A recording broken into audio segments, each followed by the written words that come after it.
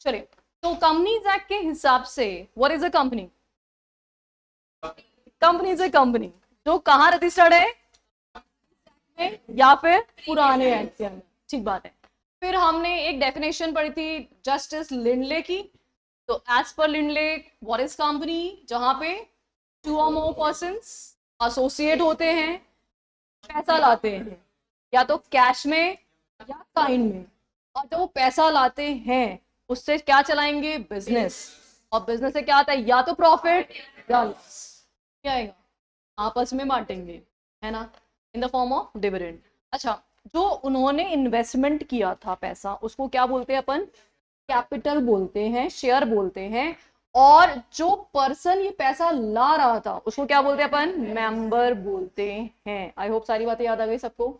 और जो उसका प्रोपोर्शनेट हिस्सा है उसमें, that is called share, and share is transferable, right है। और लेकिन उस पर कुछ रेस्ट्रिक्शन लगाए जा सकते हैं। ठीक है, चलिए अभी जस्टिस मार्शल जो है उन्होंने कंपनी को कैसे डिफाइन किया है, let's have a look. Corporation is an artificial being. आप ऐसे कितने लोगों ने रिलायंस कंपनी को देखा है? किस किसने देखा रिलायंस कंपनी?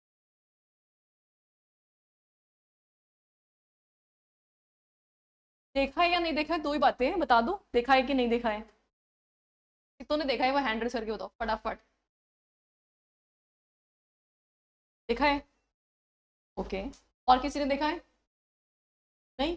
अच्छा, किसी ने नहीं देखा है वो हैंड रेस करके बता दो फटाफट। नहीं देखा है। अच्छा, टाटा कंपनी को किसी ने देखा? टाटा आपने देखा है? टाटा को आपने भी टाटा को देखा। अच्छा, और महिंद्रा कंपनी को किस किसने देखा है? महिंद्रा, आपने महिंद्रा को देखा है। अच्छा, और कौन सी कंपनी को देखा आप लोगों ने? आपने कोई कंपनी देखी है आज? नहीं, कंपनी नहीं देखी आज। आपने कौन सी कंपनी? Exactly exactly. कोई कंपनी दिख ही नहीं सकती भाई। आपने टाटा के शोरूम देखे होंगे। हाथ खड़े कर रहे हो? हाँ, टाटा देखी हमने। रिलायंस तो नहीं देखी थी, लेकिन टाटा देखी थी। अरे, ना तो आप टाटा देख सकते हो, ना आप मारुति देख सकते हो, ना ही आप कोई और कंपनी देख सकते हो। क्यों नहीं देख सकते? क्योंकि सिर्फ और सिर्फ in the eyes of law setup की गई है। आप क्या देख सकते हो? टाटा के व्हीकल्स देख सकते हो, है ना, उनके शोरूम देख सकते हो, उनके डायरेक्टर्स को देख सकते हो। एग्जैक्टली exactly ऐसे रिलायंस के डायरेक्टर को देख सकते हो, मुकेश अंबानी को देख सकते हो, नीता अंबानी को देख सकते हो, लेकिन रिलायंस कंपनी को नहीं देख सकते। उसकी ऑफिस बिल्डिंग देख सकते हो, सब कुछ देख लोगे, लेकिन नहीं देख सकते। कंपनी क्या है? Artificial being. और आर्टिफिशियल होने की वजह से क्या है? ये इनविजिबल है, इनटेंजिबल है ना। ना तो ये दिखाई देती है, ना आप टच करके भी, अच्छा ये रही, ये हवा चल रही ना, ऐसे ऐसे भी नहीं चलती वो तो। हम ना तो टच कर सकते हैं, ना फील कर सकते हैं, कुछ नहीं कर सकते। It is in existence only in the contemplation of the law. तो ये सिर्फ और सिर्फ किसके रिकॉर्ड्स के हिसाब से एग्जिस्ट करती है? लॉ के रिकॉर्ड्स के हिसाब से ही एग्जिस्ट करती है। Being a mere creation of law, it possesses only the properties which the charter of its creation confers upon it। अब बहुत ही टेक्निकल बातें हैं, चलो एक काम करते हैं, आप समरी करेंगे हम इसको। सबसे पहली बात क्या बोला इसने? कंपनी क्या है? Artificial person.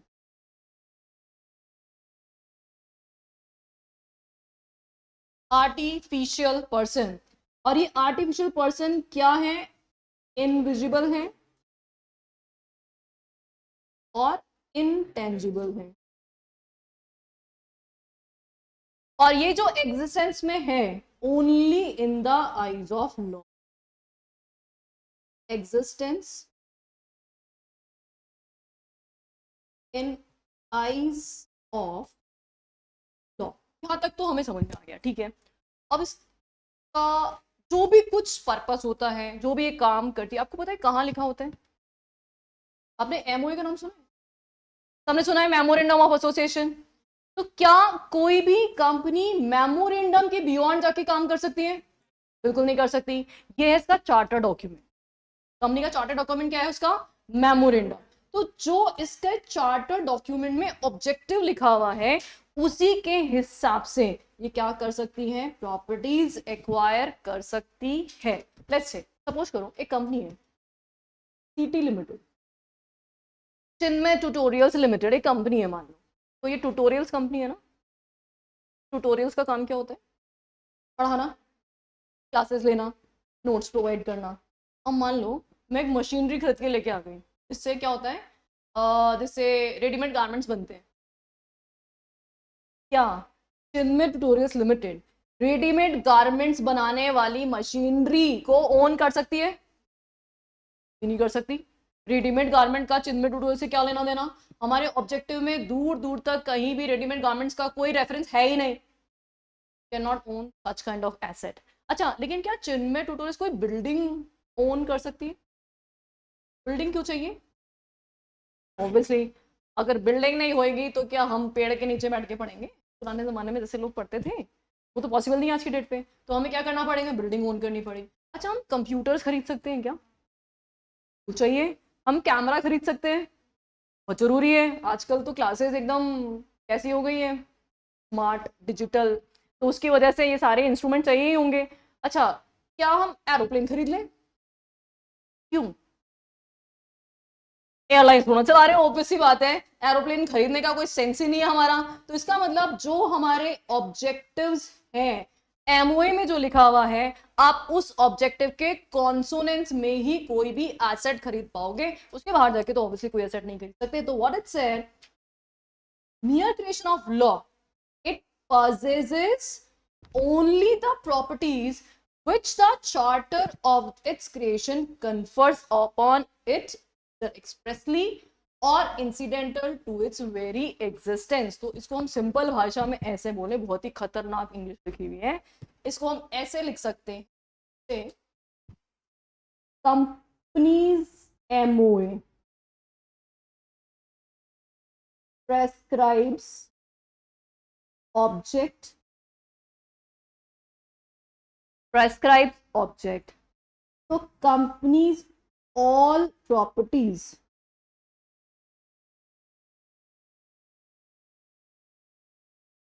to be in accordance with object। तो जितनी भी एसेट्स है कंपनी की वो सब के सब किसके हिसाब से होनी चाहिए? ऑब्जेक्ट के हिसाब से। अच्छा, अब ये कुछ ऑब्जेक्ट तो क्या होते हैं, एक्सप्रेस्ड भी होते हैं, और कुछ ऑब्जेक्ट इंप्लाइड भी होते हैं। कुछ ऑब्जेक्ट्स एक्सप्रेस भी होते हैं और कुछ ऑब्जेक्ट्स इंप्लाइड भी होते हैं। हमने अपने मेमोरेंडम में लिखा कि हम कोचिंग क्लासेस प्रोवाइड करेंगे, इसके लिए हम कोई प्रॉपर्टी जो है वो खरीद सकते हैं या रेंट पे ले सकते हैं, ये एक्सप्रेस ऑब्जेक्ट है। अच्छा, क्लासेस हम डिजिटल मोड में और साथ ही में फेस टू फेस मोड, दोनों मोड में चलाएंगे, दैट इज एक्सप्रेस ऑब्जेक्ट। अच्छा, एक बात बताओ मुझे, अगर हम पढ़ा रहे हैं तो बच्चों को स्टडी मटेरियल तो देना पड़ेगा ना, देना पड़ेगा।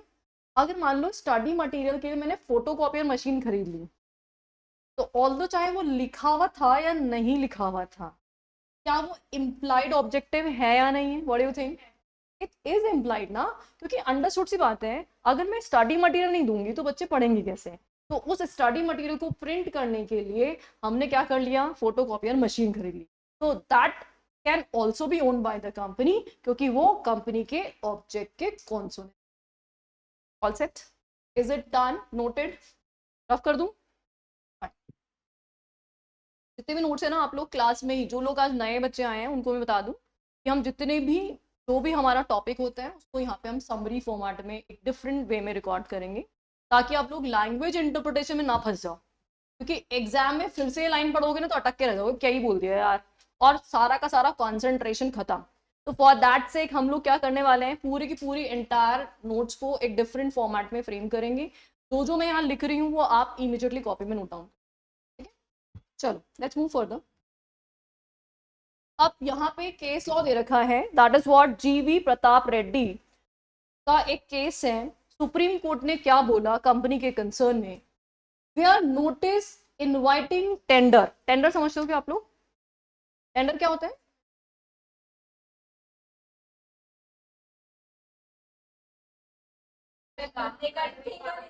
ओके, बिड्स मंगाते हैं हम लोगों से। बेसिकली हम कोई कॉन्ट्रैक्ट किसी को देना चाहते हैं, तो उस केस में बहुत सारे लोगों से हमें कोटेशन चाहिए होती है। हम एक बंदे से थोड़ा बात करके बोल दें लो जी भाई तुम्हें कॉन्ट्रैक्ट दे दिया।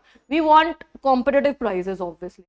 लेट्स से सपोज करो हमें इंस्टीट्यूट के लिए बहुत सारे कैमरे परचेस करने थे, ठीक है। अब अगर या फिर ये राइटिंग जो होता है ये सारा हमें परचेस करना था। अब इतने सारे खरीदने, एक तो नहीं खरीदना ना। अगर मान लो एक पे ही 1000 रुपए की सेविंग हो जाए तो कॉस्ट तो बचती है ना।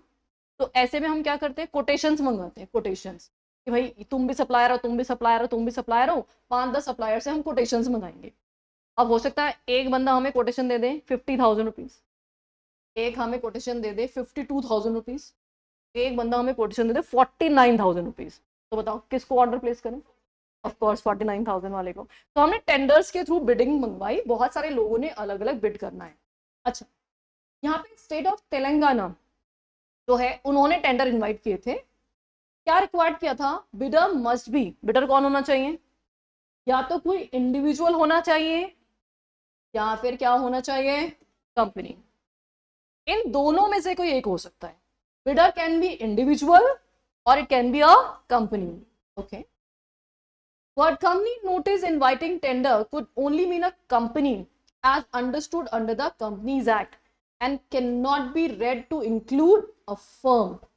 अच्छा, अब कंपनी मतलब कंपनी होता है ना भाई, कंपनी का मतलब फर्म थोड़ा होता है, या एसोसिएशन ऑफ पर्सन थोड़ा होता है, ट्रस्ट थोड़ा होता है। कंपनी का मतलब क्या होता है, कंपनी होता है। अब what happened, a bid of respondent which was neither an individual nor a company। अब बिड किससे रिसीव हुई? ऐसे पर्सन से जो ना तो, I request everyone please listen, आप लोग मोबाइल ना चलाएं तो बड़ा कंफ्यूज हो जाएगा, सोना ही नहीं दे।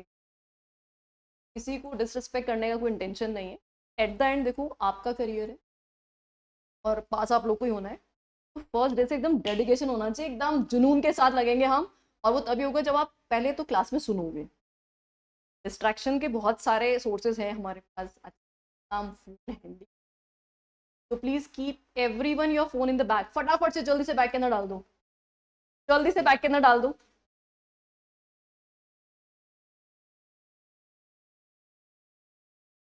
सेट, चल गुड है।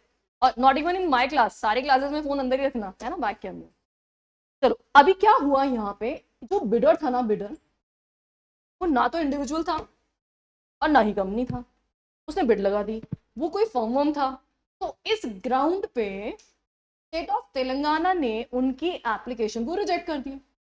और जब उनकी एप्लीकेशन रिजेक्ट हो गई तो वो एकदम तमतमाते हुए स्टेट ऑफ तेलंगाना के अगेंस्ट में उन्होंने केस लगा दिया कि तुम्हारी हिम्मत कैसे हो गई, हमारी बिड सबसे कम थी, हमारी एक्सेप्ट होनी चाहिए थी, तुमने क्यों रिजेक्शन में डाल दिया। तो कोर्ट ने क्या बोला होगा भाई, व्हाट डू यू थिंक? भाई ऑलरेडी हमारी कंडीशन थी कि या तो आप इंडिविजुअल होने चाहिए थे या फिर आप कंपनी होने चाहिए थे। Firm is not a company, और जब फर्म कंपनी है ही नहीं तो फिर आपकी एप्लीकेशन एक्सेप्टेंस में आ ही नहीं सकती। तो स्टोरी क्या हुई, सबसे पहले state of Telangana invited bids from individual और कंपनी, इंडिविजुअल और कंपनी दोनों में से किसी एक को ही बिड करना है। But but bid received from firm, तो इसीलिए इस फर्म का bid was rejected. It's bid was,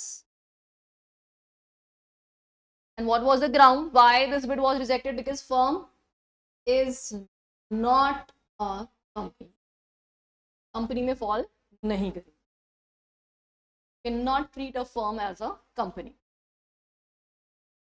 जीवी प्रताप रेड्डी का जो केस था उसमें ये डिसाइड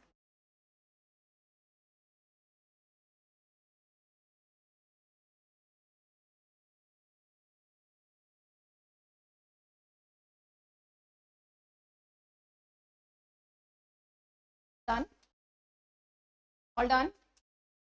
ओके, जब तक बाकी लोग नोटिंग करें तब तक हम अपना रिकैप कर लेते हैं जल्दी से। सबसे पहले आज हमने किसकी डेफिनेशन पढ़ी?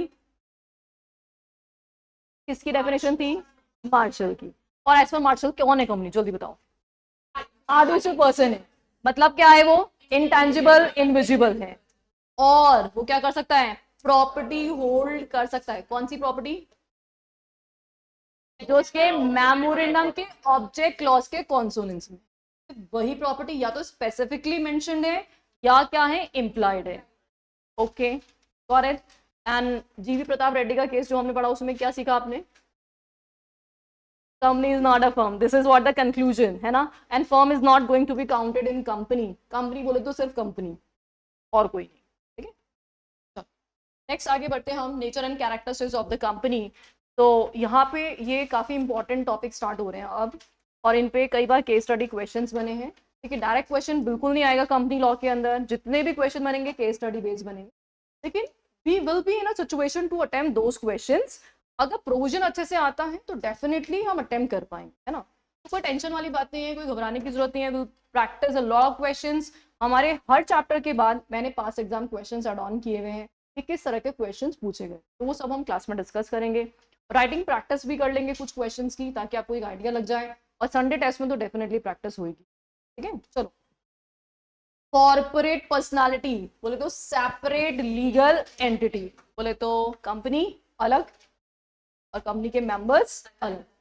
अब दोनों अलग अलग हैं, तो इसका मतलब कंपनी के काम के लिए कौन जिम्मेदार है? कंपनी खुद, है ना। और क्या कंपनी में कुछ भी फ्रॉड हुआ तो उसके लिए मेंबर्स को जेल जाना पड़ेगा? नहीं। और अगर मेंबर्स ने कोई कांड किया तो मेंबर्स की जिम्मेदारी है भाई, तो कंपनी के लोगों को थोड़ी ना वहां पे जेल भेज दोगे। तो जिसने जो गलत काम किया है उसकी जिम्मेदारी उसकी खुद की हो। ऐसे सपोज करो मैंने ऑलमोस्ट 50 कंपनी के शेयर खरीदे और मैं किसी के साथ कोई फाइनेंशियल फ्रॉड कर दूँ। ऐसे किसी से मैंने ना 100 करोड़ रुपए ले लिए, फिर लेके भाग जाऊंगा। क्या वो 100 करोड़ रुपए जो मैं मेंबर हूँ जिन कंपनीज का, उनसे वसूल किया जा सकता है? तो मान लो रिलायंस के शेयर खरीदे हुए हैं तो मुकेश अंबानी को बोला जाएगा तुम्हारी मेंबर है, निकालो पैसे अब? इसलिए नॉट, क्योंकि कंपनी अलग है और मेंबर अलग है। What it says, a company incorporated under the act is vested with a corporate personality, so it bears its own name, act under name, has a seal of its own, and its assets are separate and distinct from those of its members. तो members से क्या क्या अलग है? इसका खुद का नाम है, खुद का नाम है, खुद की सील है, खुद की एसेट्स है। तो अपने नाम पे सारे कॉन्ट्रैक्ट एंटर कर सकती है, सब कुछ अपने नाम पे कर सकती है। It is a different person from the members who compose it. A shareholder cannot be held liable for the acts of the company, even if he holds virtually the entire share capital. तो ऐसा holder जो 100% capital भी अगर hold करता है company का, तब भी स्टिल उसके ऊपर कोई ऑब्लिगेशन अराइज नहीं होगी। तो इस पूरे एंटायर पैराग्राफ का समरी क्या हुआ? Companies own name, own common seal, own assets, सब कुछ ओन। इससे अलग मेंबर्स से डिफरेंट फ्रॉम मेंबर। तो इसीलिए मेंबर्स जो हैं not liable for acts of vice versa. Vice versa ये वर्ड सुना है? वाइसा वर्सा बोले तो जस्ट सेम टू सेम, जैसे कंपनी मेंबर के लिए लाइबल नहीं है, ऐसे मेंबर कंपनी के लिए लाइबल नहीं है ना। तो एक्ट्स ऑफ ईच अदर लिख दो लैंग्वेज में, each other, act of each other. ये हमारी फर्स्ट पैराग्राफ की समरी होगी। ओन नेम और एक्ट्स भी कर सकता है वो, एक्ट इन इट, जो भी कॉन्ट्रैक्ट वॉन्ट्रैक्ट वो करेगा वो अपने ओन नेम में कर सकता है। ओन नेम का मतलब यही हो गया, अब सारा काम खुद से करो। अच्छा, ओन नेम होने से आप किसी और पे सू भी कर सकते हो, कोई और आप पे सू कर सकता है, तब कर लो। अब ओन नेम हो गया, अपने नाम पे प्रॉपर्टी होल्ड कर लो, अपने नाम पे जो मर्जी वो कर लो, ओन नेम हो गया। नोटेड? ठीक, रफ कर दूं?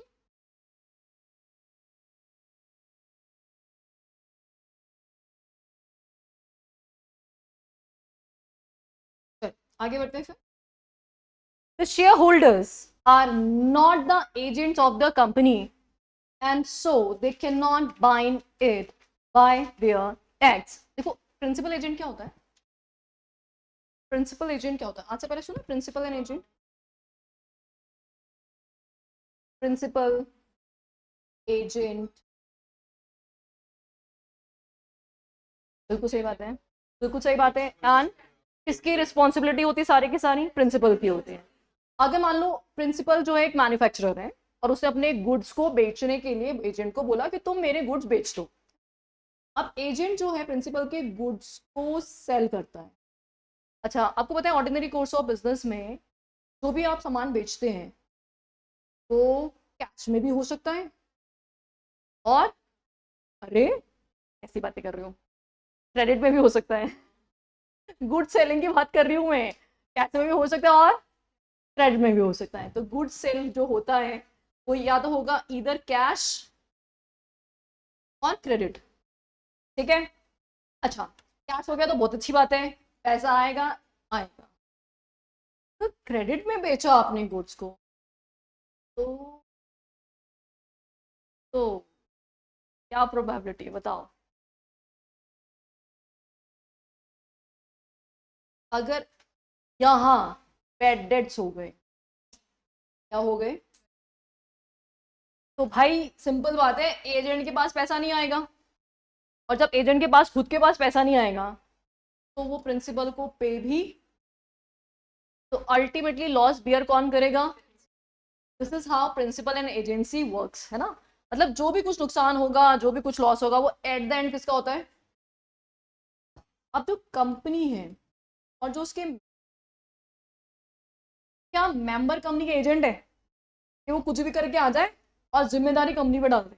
नहीं, बिल्कुल नहीं, सेपरेट लीगल एंटिटी है। तो इसलिए इसे क्या बोला कि members are not agent of the company. Got it?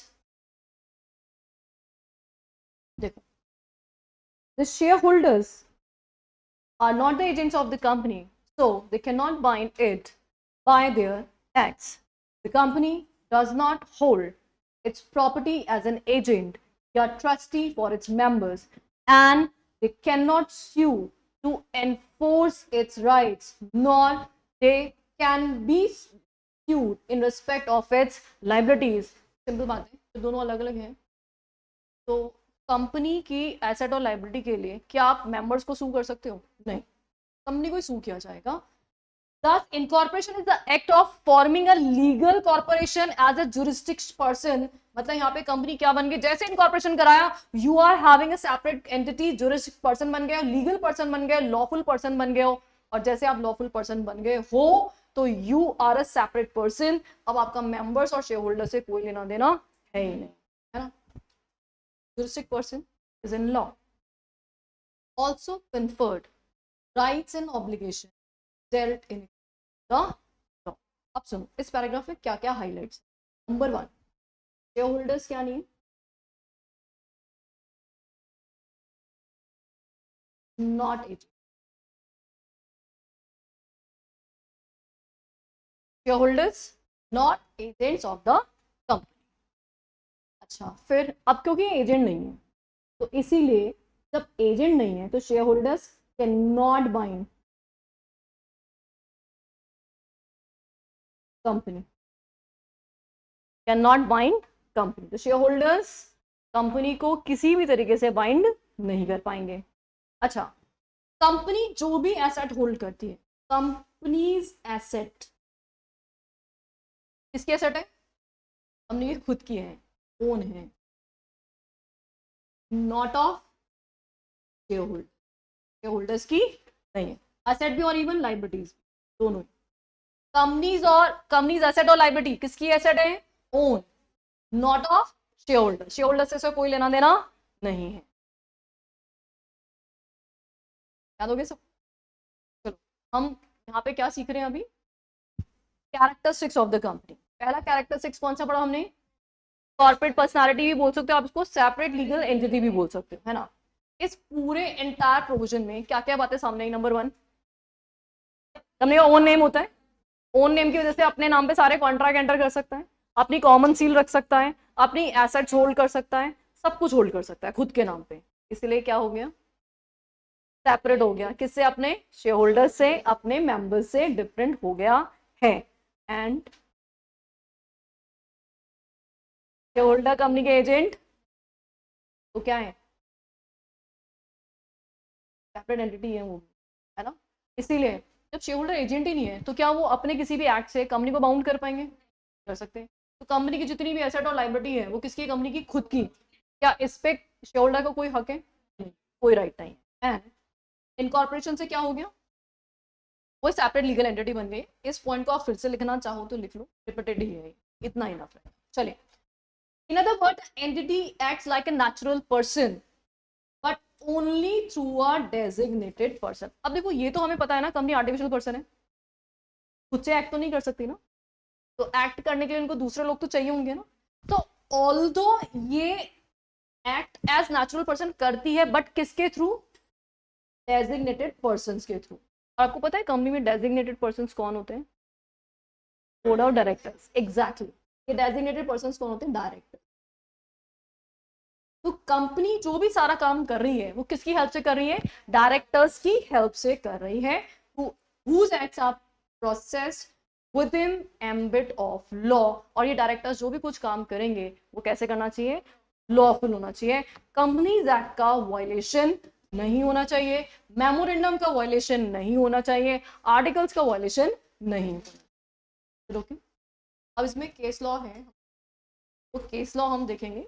और as it is case law की स्टोरी फ्रेम करके क्वेश्चन बन जाता है और आपसे पूछता है कि बताओ एज अ कंपनी सेक्रेटरी। चलो, ये इंटरेस्टिंग केस लॉ शायद आपने सबने सुना हो। Solomon versus Solomon company limited, C set में था। चलो, तो कोई बता सकता है मुझे फिर कि क्या था इस केस के अंदर, सॉलोमन वर्सेस सॉलोमन में?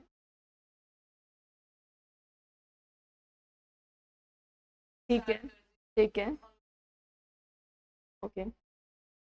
क्या जो भाग गया? नहीं नहीं, भागा नहीं था। अच्छा, कोई और ट्राई करेगा? सॉलोमन वर्सेस सॉलोमन, और ट्राई कर सकते हो। क्या हो गया? गलती तो होगी स्टोरी ऐसा है। ओके, और कोई ट्राई करना चाह रहा है? तो मेरी क्लास में ना सबको लिबर्टी है बोलने की, तो ऐसे ना, ऐसे ऐसे ये नहीं कि हम एकदम बहुत नहीं करेंगे, नहीं हम नहीं बोलेंगे। अच्छा, ओनर भी एम्प्लॉय हो सकता है, वो सॉलोमन नहीं है लेकिन वो, हाँ वो ली वर्सेस ली है। ठीक है, चलो गुड ट्राई। और कोई ट्राई करना चाहेगा? नो, नो, नहीं करेंगे, कोई ट्राई नहीं करेंगे, पक्का नहीं करेंगे, ट्राई नहीं करेंगे कोई भी? चलो, कुछ भी याद आ रहा है बता दो।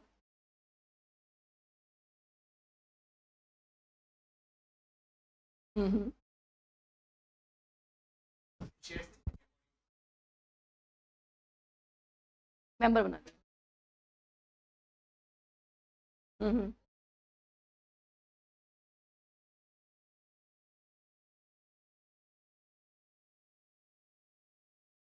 ठीक है।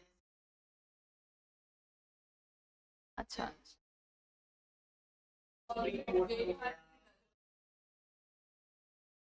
हाँ कहाँ लिफ्टिंग कराओगे? तो हम कॉर्पोरेट पर्सनालिटी के प्रोविजन पढ़ रहे हैं, अभी लिफ्टिंग नहीं कराएंगे। तो ठीक है, गुड है। चलो, गुड एफर्ट, अच्छी बात है, ट्राई करना चाहिए, बोलते रहना चाहिए, इससे थोड़ा सा अच्छा लगता है खुद को भी, है ना, और नींद भी नहीं आती है। पता चले कि मैं ही बोले जा रही हूँ थोड़ी देर बाद, हाँ बोलो, है ना, ऐसा नहीं चाहिए मुझे क्लास के अंदर। तो आई विश कि सब लोग पार्टिसिपेट करें। चलो, सॉलोमन वर्सेस सॉलोमन के केस में हुआ क्या था? There was a person, mister Solomon, and he was running his business sole proprietorship concern. तो भाई, बेटा बड़ा हो गया, बेटे ने बोला डेट कर क्या रही हो? सोल प्रोप्राइटरशिप कंसर्न में कौन चलाता है बिजनेस? अनलिमिटेड लाइबिलिटी पता नहीं है क्या? लेट्स डू वन थिंग, अपना बिजनेस जो शू मैन्युफैक्चरिंग का है, we will convert this business into company. Solomon ने बोला यार सही बोल रहा है बेटा एकदम, अगर कल को अभी कोई लॉस वॉस हो गया, कांड वांड हो गया, तो पर्सनल असेट पे बात आ जाएगी। लेट्स डू वन थिंग, हम इस पर्टिकुलर अपने शू मैन्युफैक्चरिंग बिजनेस को किसमें करते हैं? Company. Name of company was Solomon and company limited. अब देखो बना बनाया बिजनेस एज इट इज आपने कंपनी में ट्रांसफर कर दिया, तो कंपनी से क्या मिलेगा? कंसिडरेशन। क्या मिलेगा? कंसिडरेशन के फॉर्मेट में इनको शेयर भी मिला, डिबेंचर भी मिला, और साथ ही में कुछ कैश भी मिला। ठीक है, एंड द बिजनेस जो था उसको वैल्यू किया गया था 38,782 यूरोस। ठीक है, जिसका सेग्रीगेशन कुछ ऐसे था, इसमें से 10,000 के तो डिबेंचर्स मिल गए, और कौन से वाले डिबेंचर्स हैं? Secure debenture. कौन से डिबेंचर्स थे? ओके, 20,000 के क्या मिल गए? फुल्ली पेड शेयर्स मिल गए। बाकी जो भी बचा कुचा था 8,000 क्या मिल गया? कैश मिल गया। ठीक है, यहां तक की स्टोरी क्लियर। अब क्योंकि कंपनी बनाई है तो कंपनी में मेंबर्स चाहिए होंगे, डायरेक्टर्स चाहिए होंगे, सब कुछ ही चाहिए होंगे। तो यहाँ पे इस रेस्पेक्टिव कंपनी में डायरेक्टर कौन बना? सॉलोमन खुद और उनके बेटे। मेंबर कौन बना? उनकी वाइफ, डॉटर और 4 बेटे, सब मेंबर्स बन गए। तब वही परिवार के लोग ही मेंबर है, क्लोजली हेल्ड कंपनी थी। और साथ ही में ये क्रेडिटर भी हो गए। क्रेडिटर क्यों हो गए? डिबेंचर होल्ड किए हुए ना, सिक्योर डिबेंचर्स होल्ड किए हुए हैं, तो ये क्या बन गए? क्रेडिटर भी बन गए। खुद ही का परिवार, खुद ही की कंपनी, खुद ही मेंबर, खुद ही क्रेडिटर और खुद ही डायरेक्टर। फाइन। अब क्या होता है ना, हमेशा दिन एक जैसे नहीं होते। क्या हमेशा एक जैसे नहीं होते ना एक जैसे? आप लोगों के दिन बदल गए ना। अभी सी सेट का रिजल्ट आया था, you were celebrating, wow see set clear. अब आ गए हम, अब देखो पढ़ाई स्टार्ट हो गई फिर से। फिर जैसे एग्जीक्यूटिव, अभी तक तो फिर भी रिलैक्स्ड हो, जैसे जैसे एग्जीक्यूटिव एग्जाम्स पास में आएंगे वैसे वैसे स्ट्रेस लेवल बढ़ेगा, दिन बदल जाएंगे, है ना। और हम सुबह से लेकर रात तक बस पढ़ाई कर रहे हैं, पढ़ाई कर रहे हैं, पढ़ाई कर यही सब चालू हो जाएगा। अच्छा, फिर फिर वापस थोड़े दिन बाद दिन बदलेंगे, एग्जाम से फ्री हो जाओगे, थोड़ा रिलैक्स फील करोगे, और फिर वापस से सेकेंड ग्रुप स्टार्ट हो जाएगा। तो दिन बदलते रहते हैं। अच्छा, फिर एक टाइम आएगा जब आप सीएस बन जाओगे, आएगा ना? अरे आवाज तो दे दो भाई, इतनी इंपॉर्टेंट बात बोल रही हूँ, आएगा ना वो दिन? तब भी ऐसे सोच रहे अच्छा जवाब दे कि नहीं दे। हाँ आएगा, आएगा वो दिन आएगा। अच्छा, अगर वो दिन आएगा तो सारा स्ट्रगल ठीक हो जाएगा, और फिर पैसा आएगा, आएगा ना? हाँ वो स्ट्रगल अब होगा, अभी भी ऐसा नहीं कि आपको स्ट्रगल नहीं करना पड़ेगा, लेकिन वो अलग टाइप का होगा। अब आपको काम करना होगा, आपको अपना दिमाग लड़ाना होगा, इस सिचुएशन में कैसे काम करना है। Will be the corporate compliance officer company. दिन बदल गया। अच्छा, अब हमारे साथ तो पॉजिटिव ही होएगा जो भी होगा, लेकिन बिजनेसमैन के साथ हमेशा पॉजिटिव ही होगा ये जरूरी नहीं है। एक कंपनी आई थी नोकिया, है ना, कितनी पॉपुलर थी ना, हर घर में नोकिया का हैंडसेट आज भी पुराना पड़ा होगा। पड़ा है पुराना वाला हैंडसेट, वो कीपैड वाला। मुझे नहीं याद ऐसा कोई घर होगा जिसने नोकिया का हैंडसेट यूज नहीं किया होगा, सबने यूज किया है। और इतना पॉपुलर होने के बावजूद भी मार्केट से वैनिश्ड, टेक्नोलॉजी अपग्रेड नहीं कर पाए टाइमली मैनर पे, बाकी लोग उनसे ज्यादा कंपटीशन में आगे निकल गए। तो बिजनेस में ये सब कुछ चलता रहता है। बिजनेस कभी भी अचानक से बंद भी हो सकता है, अचानक से बहुत ज्यादा चल भी सकता है, कुछ भी हो सकता है। अब अगर सॉलोमन का वक्त बदल गया और उनके कोई कंपटीशन में दूसरे लोग आ गए, सेलिंग खत्म हो गई, तो कंपनी की हालत बहुत ही क्रिटिकल हो गई। एडवर्ड, इतनी बुरी हालत, इतनी बुरी हालत कि कंपनी किस में चली गई? Winding up.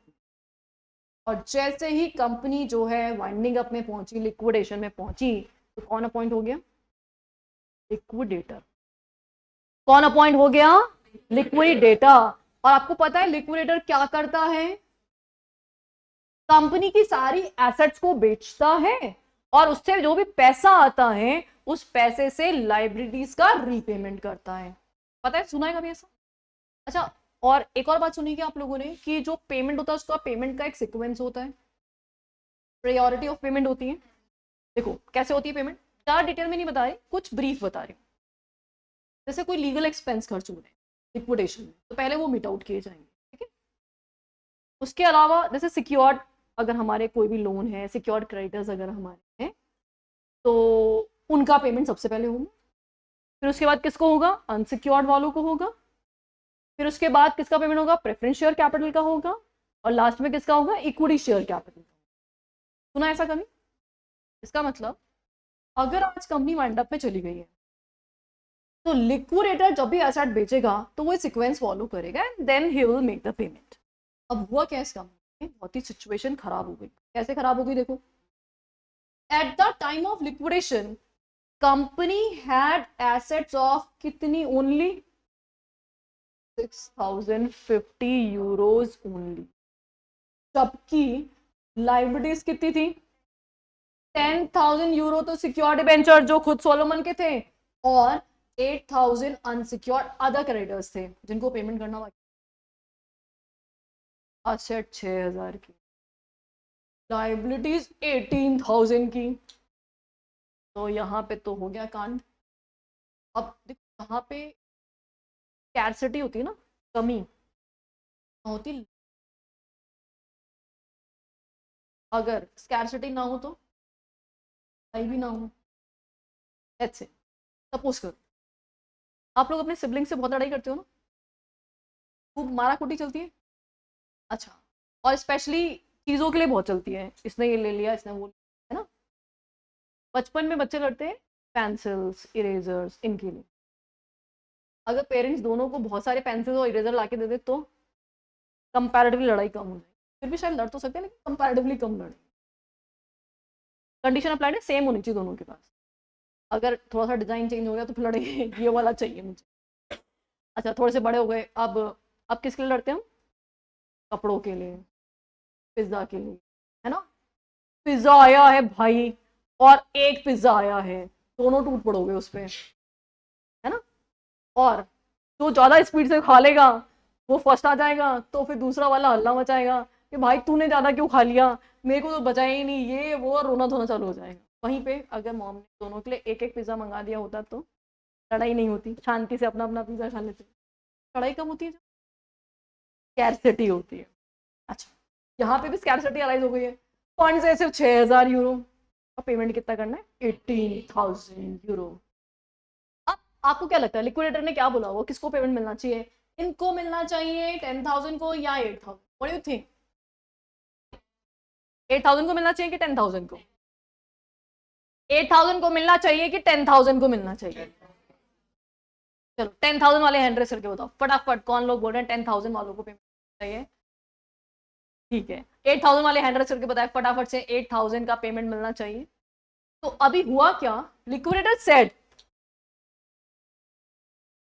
हम तो प्रायोरिटी के हिसाब से पेमेंट करें।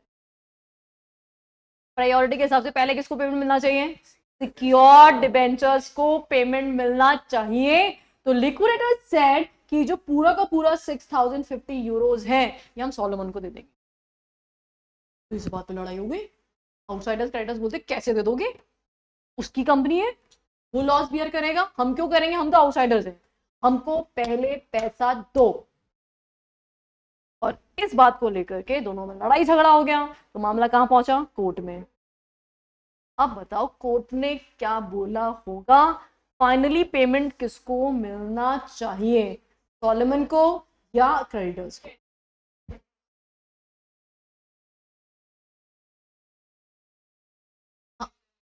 अनसिक्योर्ड ही है, 8,000 वाले अनसिक्योर्ड है, तभी तो उनका सीक्वेंस बाद में किया ना उसने लिक्विडेटर ने। सोलोमन को मिलना चाहिए। सोलोमन वाले हैंड रेस करके बताओ फटाफट। फाइन। अच्छा, और अदर्स, ये अदर क्रेडिटर्स वाले बताओ, अदर्स वाले। बाकी क्या बोल रहे हैं?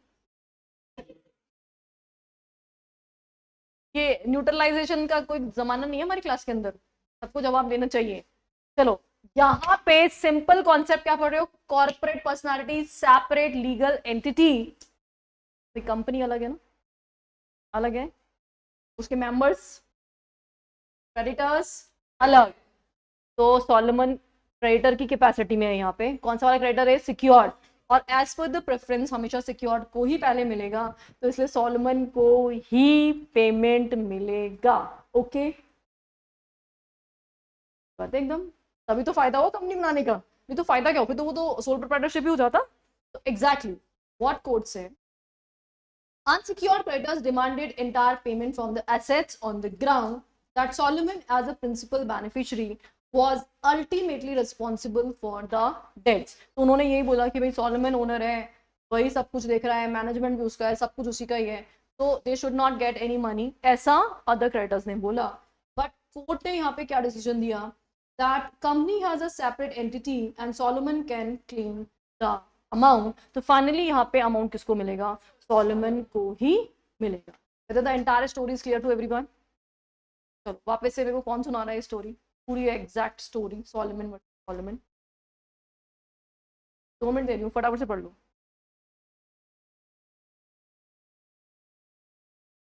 पढ़ने में बोरिंग हो जाता है, वापस से। सबसे पहले सॉलोमन ने क्या किया? अपने बिजनेस को कंपनी में कन्वर्ट कर दिया। इसके बदले में क्या मिला इसको? कंसिडरेशन। कितना कंसिडरेशन? अप्रोक्सीमेटली, अब जरूरी नहीं आप एग्जैक्ट फिगर याद करो, 38,000 यूरो बोल देना, ठीक है, जरूरी नहीं है 782 ये सब याद करने, अप्रॉक्स लिख देना।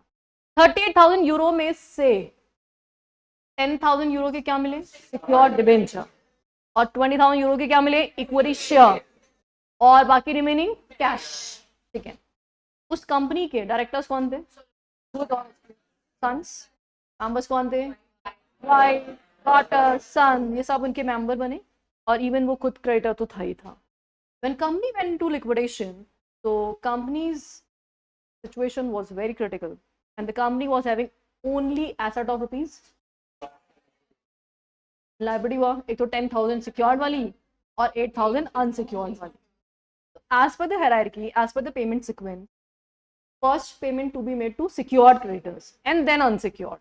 So liquidator said कि we will make payment to the Solomon because he is the secured creditor, but on this ground जो unsecured creditors थे, they raised objection and they filed a case against the liquidator in the court, and court said what?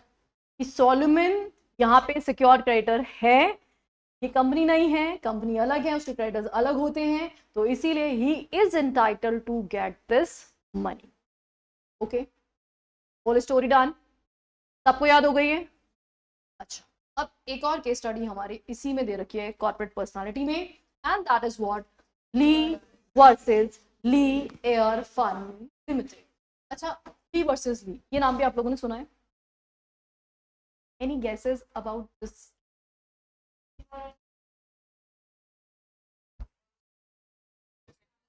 Conclusion ठीक है, एकदम बिल्कुल सही है। Story पता है किसी को? बताओ।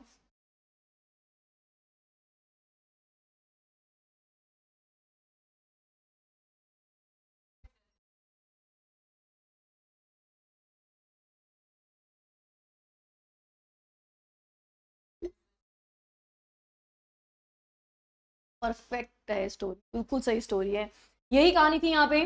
तो mister Lee was the qualified pilot. After retirement he thought कि लेट्स मेक अ कंपनी और वहाँ पे कुछ अच्छा काम करेंगे, तो एरियल टॉप ड्रेसिंग के इंटेंशन से उन्होंने कंपनी फॉर्म की, and the name of the company was Lee's air farming. और इस कंपनी का ऑब्जेक्टिव क्या था? एरियल टॉप ड्रेसिंग, मतलब ऊपर एयर से ही वो लोग क्या करेंगे, फार्म्स में सीड वगैरह डालेंगे, और जो भी कुछ उन्होंने काम करना है, वाटरिंग वाटरिंग करनी है, वो सब ऊपर से कर लेंगे। ताकि देखो, लैंड पे घूम के करने में बहुत एफर्ट लगते हैं, ऊपर से हो जाएगा तो थोड़े से काम में पूरा का पूरा एरिया कवर हो जाएगा, है ना। Then, इस कंपनी में मैनेजिंग डायरेक्टर कौन थे? He was having the entire stake almost, सिर्फ एक शेयर नहीं था उनके, 3,000 में से 2,999 शेयर तो खुद हिमसेल्फ ही वाज होल्डिंग। अब कंपनी में क्योंकि 2 लोग होने चाहिए minimum, due to that reason उन्होंने एक बंदे को और मेंबर बना लिया, and he was the chief pilot of the company as well. अब एक तरह से देखा जाए तो ये जो एयर फार्मिंग कंपनी है और ली है, एक तरह से एक ही लोग हैं, एक ही सारा काम कर रहा है, कंट्रोलिंग पूरा है, डायरेक्टर खुद ही है, खुद ही चीफ पायलट है, तो देखा जाए तो सब कुछ सेम ही पर्सन कर रहा है। बट हुआ क्या, एक दिन मिस्टर ली जब वही एयर फार्मिंग कर रहे थे तो सडनली उनका प्लेन क्रैश हो, और जब मिस्टर ली की डेथ हो गई तो उनकी डेथ के बाद उनकी विडो जो थी मिसेस ली बहुत दुखी हुई।